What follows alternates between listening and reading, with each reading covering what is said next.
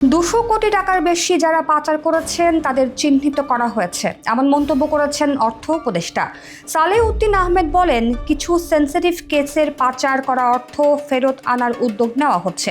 পাচার করা টাকা ফেরত আনার প্রক্রিয়ার সঙ্গে বিভিন্ন দেশ জড়িত, তবে পাচার করা টাকা ফেরত আনা সম্ভব। অর্থ উপদেষ্টা সালেহউদ্দিন আহমেদ বলেন, পাচার করা টাকা বিশাল অঙ্কের, সব টাকা ফেরত আনতে তা চিহ্নিত করা হচ্ছে। এজন্য কিছু আইনি পদক্ষেপও নেওয়া হচ্ছে। আবার ওইসব আইনি পদক্ষেপগুলো বেশ কয়েকটি দেশের সঙ্গে জড়িত। আগামী মাসে এসব বিষয়ে আরও ভালোভাবে জানা যাবে।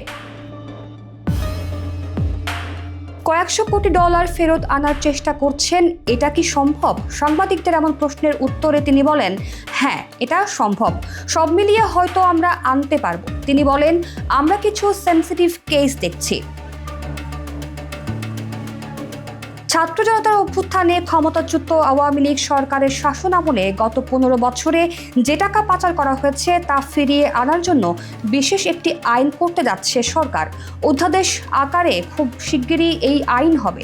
10 মার্চ প্রধান উপদেষ্টা অধ্যাপক মোহাম্মদ ইউনূসের সভাপতিত্বে রাষ্ট্রীয় অতিথি ভবন যমুনায় অনুষ্ঠিত এক বৈঠকে এই সিদ্ধান্ত নেওয়া হয়। দেশের অর্থনীতির সার্বিক পরিস্থিতি খতিয়ে দেখতে অন্তর্বর্তী সরকার শ্বেতপত্র প্রণয়ন কমিটি গঠন করেছিলেন।